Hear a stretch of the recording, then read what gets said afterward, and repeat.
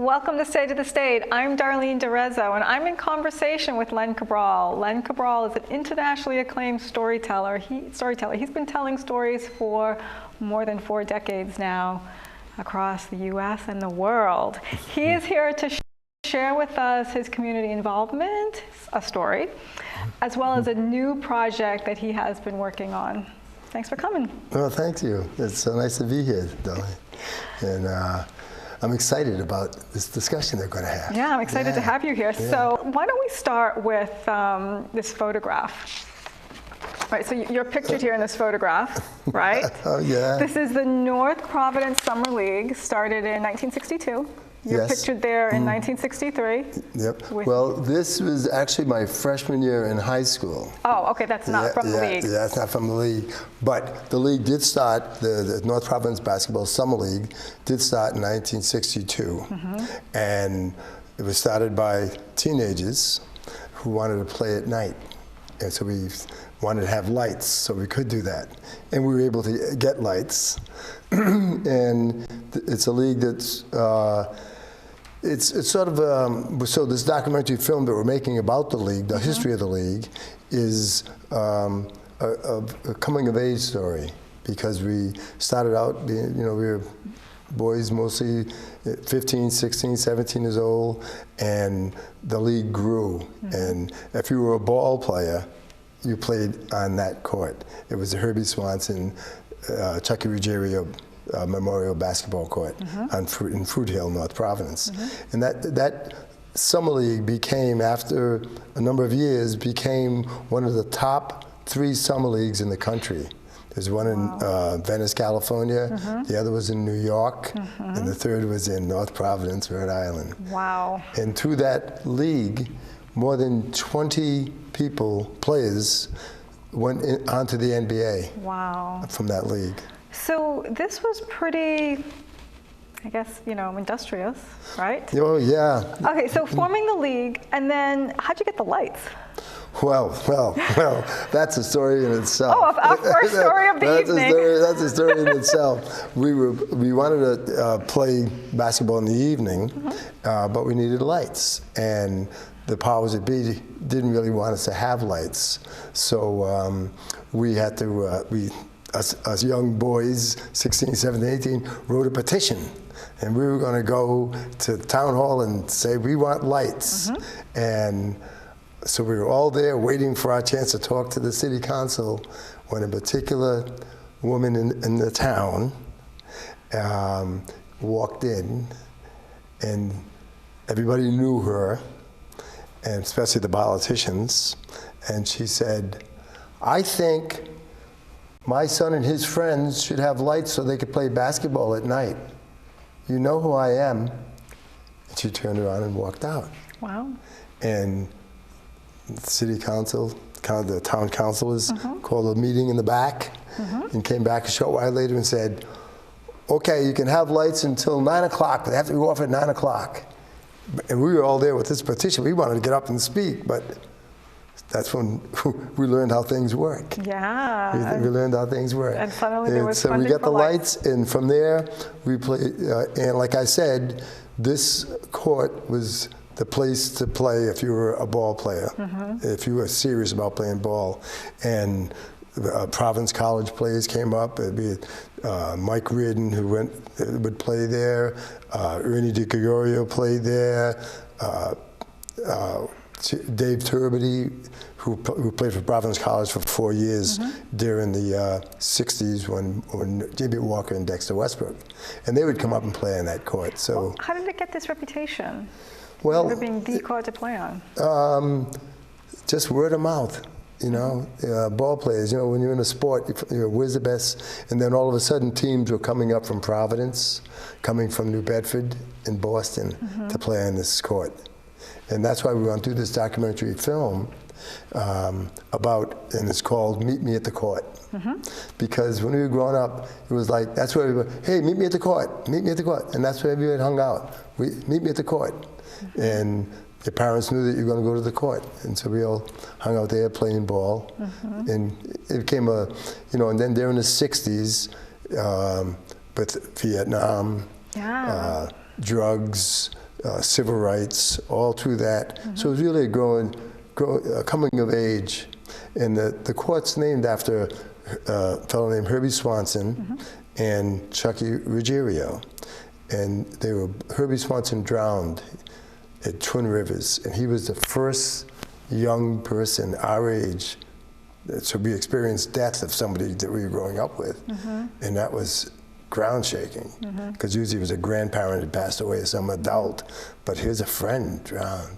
And then Chuck Ruggiero also died, and it was like 2 kids our age died, and it was so it really became a coming of age, and then the friendships that developed through that. 60 years later, we still see each other. 60 years later, we come together and say, hey, you know, we should make a documentary film. And so we're working with Eben Valeri, who is a filmmaker. He's the head of the Department of Media, Production and Media at Johnson Wales. And we have some of the college interns are working with us to do some of this research. And so we're very excited about this project, this documentary film. We got a grant from the Rhode Island Council of Humanities to start us off, and we're going to be writing more grants and trying to raise more money to make this documentary film. So speaking of archival footage, so we came across this photo then. So this is of the Summer Basketball League, right? Oh, let's see. This one is. Oh, yeah. Yeah.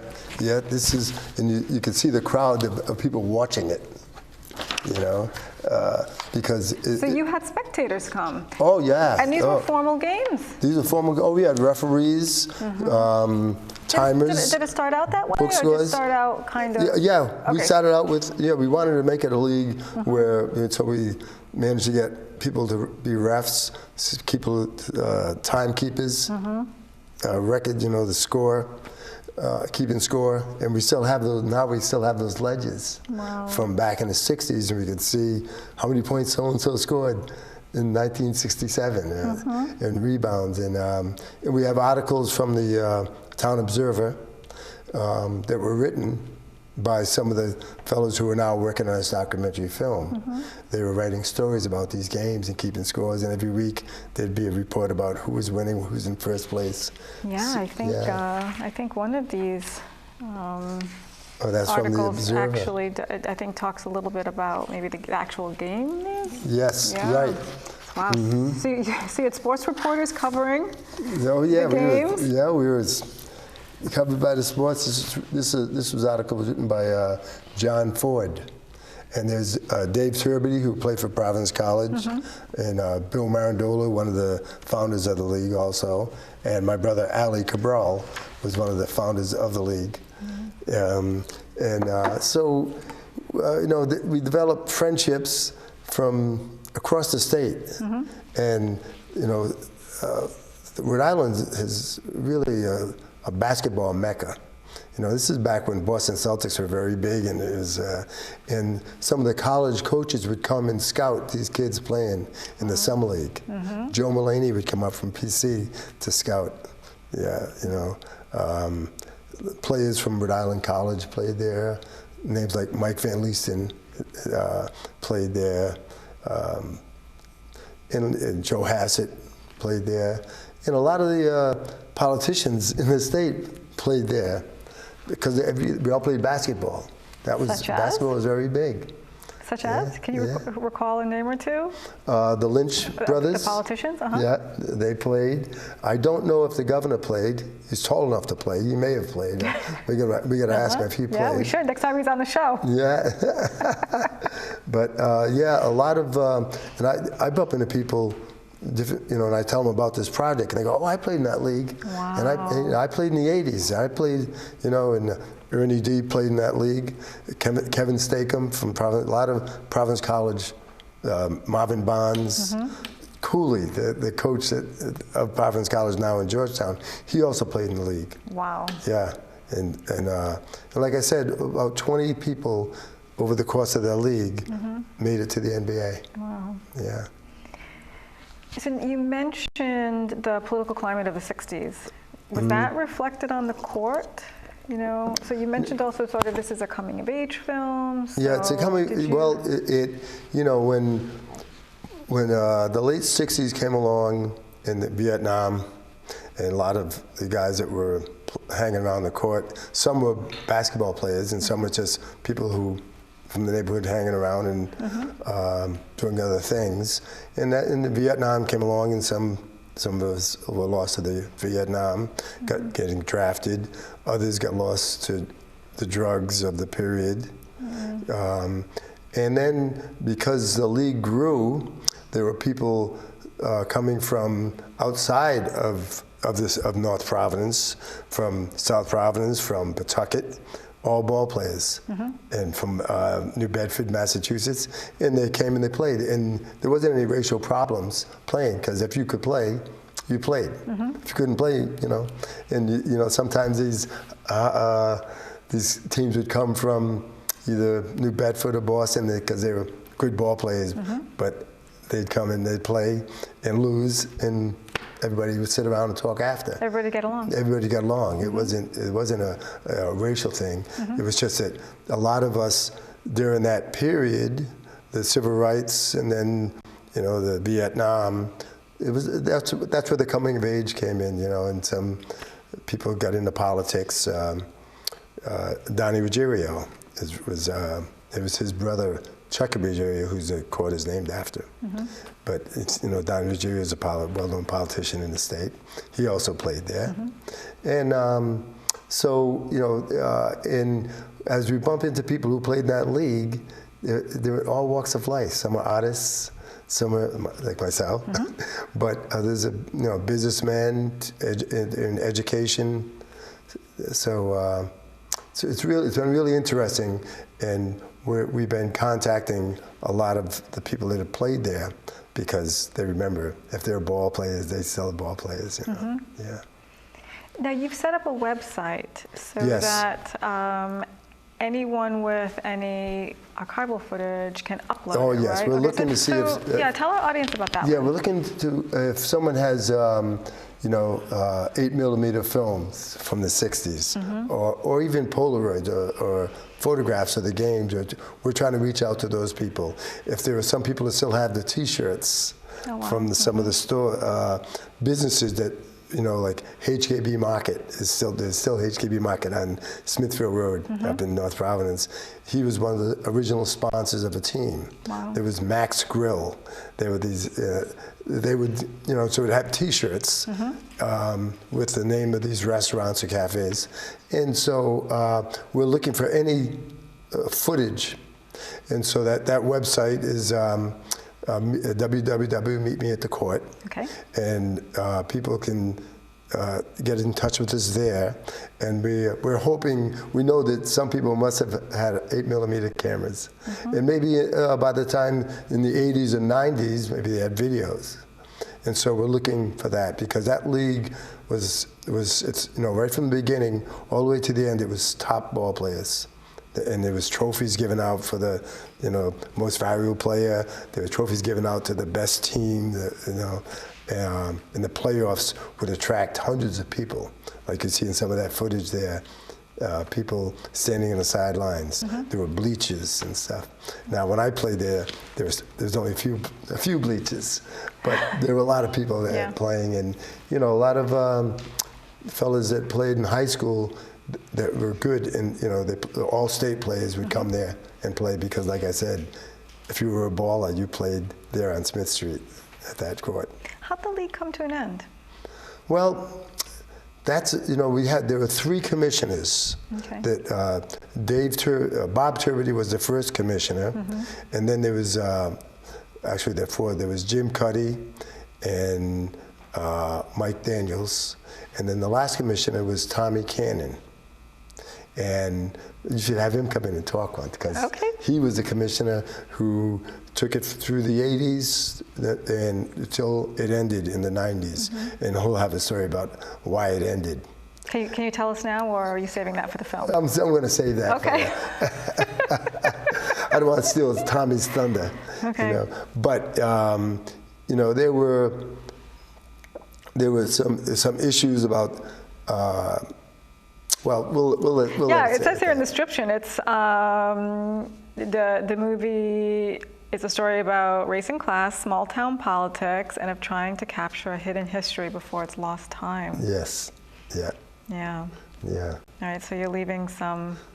Leaving a little cliffhanger Okay, for it, right? it's a tease. You're leaving it for the it's a film. tease. But Do you it's going to be an interesting story, and Yep. really, we'll see if we can get Tommy Cannon to come in. Okay. Because he was a commissioner right up to the end there, and the politics got involved. It was politics, actually, like I said, this league started with teenagers, Yeah. but there was a athletic director in town. His name was Lou Cimini, and the mayor at the time was Sal Mancini, and those two really helped the league get. Lou Cimini was the athletic director in the town, recreation director, and everybody liked him because he knew, hey, if kids are in sports, they won't be in trouble. And so he was one of the big supporters of it, and so was Sal Mancini. And that's when the league really grew, because we had support of the mayor and the athletic director, the recreation director, and we ran it. There wasn't an adult saying, "Okay, you pick this team." The team we drafted kids. We got, you take this person, you take that person. We went out and found people to sponsor. We got money to pay for the referees, and everybody chipped in a quarter. And the referee got enough to buy a six-pack or something like that. So it was really run by teenagers. Yeah. Yeah. What's your first love, basketball or stories telling? Well, I played basketball before I told stories. Okay. But storytelling came in right close behind it because, going to school in North Providence, I had some wonderful teachers there. One teacher comes to my mind, I always love to say her name. Her name was Miss Sally Devenish, and she was my English teacher in high school. And I point to her when people ask me, what really got you interested in storytelling? Because she's the one to help me find my voice, because she was a bit of an actor herself, community actor. And she'd have us read aloud in class, and she turned me on to good prose, turned me on to Macbeth. And I fell in love with Macbeth, so I lived Macbeth. And I spent more time in the gym and in the football field than I did in the library, but Macbeth got my attention, and so I started teaching Macbeth to my teammates in football. We'd sit there and would say, on Saturday game, we'd have grass stains on our uniform. We'd say, out damn spot, which one of you have done this? Now can I say I did it? Never shake that gory locks at me. So we were all quoting Macbeth, and it was just a lot of fun. Okay. Will you tell a story? I certainly will tell you a story. All right. I will tell a story. How much time do we have? We have 10 minutes. Oh, okay. And I still want to touch on your community involvement as well. Okay. So, yeah, well, I'll tell you, I got involved with... You want to do that first before the story? Yeah. Okay. With Providence Inner City Arts. Yes. A nonprofit arts organization. We've incorporated in... You're past president. Yes, I am. And now I'm the artistic director. Okay. And we got our 501c3 in 1976, and we did events through the 70s. Even before we got our 501c3, we did events in the early 70s, community events and music events and art shows and children's festivals at the different parks in the city. And the Florentine Fair was our big thing, was the Florentine Fair. And we did that for 10 years. And then many of us started raising families, and we kind of stepped back a little bit, and we supported other organizations because we were the umbrella organization for a lot of organizations that didn't have their 501c3 as of then. So we would help them get funding so they could do events. And then in years, we're jumping way ahead, we opened up the Roots Cultural Center. And I believe that's where I met you, at the Roots Cultural Center. And that was an event where, that was a venue where we could have blues and jazz and theater and chess games, and it was right downtown Providence. And that really lit the flame anew for many of us. And And so I've always been involved with Providence Inner City Arts, and we started out being a bunch of hippies back in the late 60s, early 70s, and say, let's do something. And so now we want to do this documentary film. Okay. And so that's how it's all connected. Yeah. And you appear in schools across the state. Yes. And you have a gig coming up at the JFK Library. Yes, on the 25th, I believe. It's a Thursday of the school vacation week. Okay. At the JFK Library in Boston, yeah. I've done that a few times, and it's always a pleasure to perform in that wonderful space.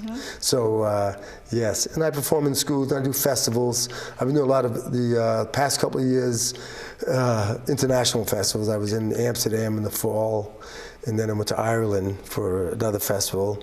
I've been there a couple of times. Wonderful, Ireland's beautiful, and everybody's a storyteller. It's just beautiful. Everybody's a story. You ask somebody for directions, they tell you a story. In the pubs, somebody starts to tell a story in a pub, everybody quiets down, listens to the story. So I was there in November. It was great. It was just beautiful. Had a great time. Great time. And so let me think of a story that I'd like to share with you. It's winter right now, right? So maybe I'll share this story, and I think I could keep it under 10 minutes. I'll try that. Okay. How's that? This is a story from the indigenous people. Okay. Since we're on their land, it's only appropriate to share a story. They say that long, long, long ago, the earth was covered with winter. It was winter over the whole earth. And the animals and the peoples, they were freezing. Whoa, something's wrong. It's been winter for too long. Where's spring? Where's summer? Where's autumn? The seasons seem to be stuck. Something's terribly wrong. We better call for Coyote. For you see, Coyote was a trickster and fixer of many things. So they called forth for Coyote. Coyote, Coyote. And they had to wait for a long time for Coyote to come. But who knew where Coyote was? Finally, when Coyote got it, Coyote, something's terribly wrong. The seasons seem to be stuck. It's been winter for too long, Coyote. Where's spring? Where's summer? Where's autumn? Coyote, you must do something. So Coyote thought he'd go investigate. So he traveled to the North Country. He traveled to the land of the snow and the ice. He traveled until he came to a mountain of solid ice. And there was a doorway carved into that mountain, which led into a cave. Coyote knew that was the home of Old Man Winter. But before Coyote went into that cave, he walked over to a nearby tree, and he got some sap. And he made a ball of sap. And he placed it in a pouch that he always kept with him. Then Coyote walked over to the door of that cave and he went. A booming voice came forth and said, "Who is it?" "It's me, Coyote. May I come in and warm myself by your fire?" "All right, Coyote, but you better not touch anything." Well, Coyote walked into that cave, and there was a roaring fire. Right in the center of that cave, a roaring fire. And on the other side of the fire was Old Man Winter. Old Man Winter was 7 feet tall, sitting down. His head was huge, massive ice. He had snowballs for ears. His eyes were of ice cubes. He had a long, long nose with icicles off the end of it. His teeth were of black ice. He looked across the fire at Coyote and said, "Don't you touch anything, Coyote, or I'll freeze your toes off." I wouldn't think of it. Well, Coyote sat down, he started to warm himself by the fire, and he looked around that cave, and that cave was a lot like this room. He looked up, but hanging from the ceiling were 3 moose skin sacks. And a voice came from that first sack. It was a young girl's voice. It said, "Psst, psst, Coyote, let me out. I'm spring. If you let me out, I'll melt the snow. I'll bring forth crocuses, coyote. I'll put buds on the trees. I'll bring spring rains. I'll bring the birds back. Coyote, let me out. I'm spring. Wow. Hey, old man Winter, you have spring in that sack. Don't touch that sack, Coyote. I'll freeze your fingers off. I wouldn't think of it. And Coyote continued to warm himself by the fire when a voice came from that second sack. It was a young boy's voice, and it said, "Psst, psst, Coyote, let me out. I'm summer. If you let me out, I'll put leaves on the trees. I'll bring forth fruits and vegetables, Coyote. Coyote, I'll make the days long. I'll bring summer breezes. Coyote, let me out. I'm summer." Wow. Hey, old man Winter, you got summer in that sack. Don't touch that sack, Coyote. I'll freeze your ears off. I wouldn't think of it. And Coyote continued to warm himself by the fire when a voice came from that third sack. It was a woman's voice. It said, "Psst, psst, Coyote, let me out. I'm autumn. If you let me out, I'll paint the leaves a million colors. I'll ripen the fruits and the vegetables. I'll make the days short. I'll bring brisk breezes. Coyote, let me out. I'm autumn." Wow. Old man Winter, you have autumn in that. I won't touch that sack. I'll freeze your head off. I wouldn't think of it. The Coyote, he reached into that pouch and he took out that ball of sap and he held it down by the fire. Now you know, when sap gets warm, it gets sticky.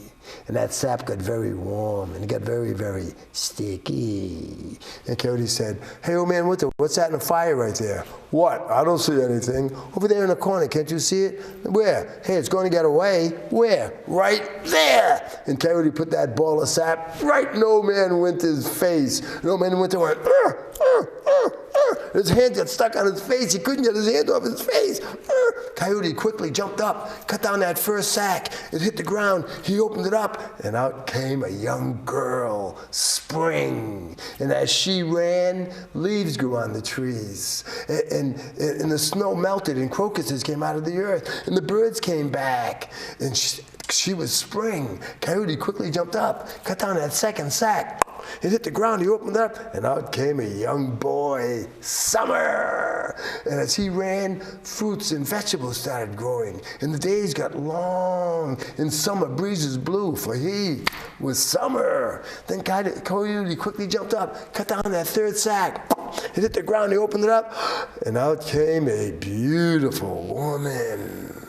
And as she ran, the leaves on the trees turned a million colors, and the fruits and the vegetables, they ripened, and the days got short, and the winds got brisk, for she was Autumn. Finally, old man Winter, he freed himself from that sap, saw the seasons running from him, and said, "Come back here, I'll get you." And he started to chase those seasons. And old man Winter has been chasing those seasons ever since. And as those seasons run from old man Winter, they make their path across the earth. First, spring runs by us. And then summer runs by us. Then autumn runs by us. Then old man Winter, chasing them, trying to catch them, put them back in the sack. And I hope he never catches them again. Me too. He's going to be running by us tomorrow. I like the seasons and the change of seasons. Len, thanks for coming. That story was fantastic. So enjoyed sitting down and talking with you. Your information regarding the film and other projects is going to go up on the show. Great. Okay. I'm Darlene DeRezzo. Thanks for watching.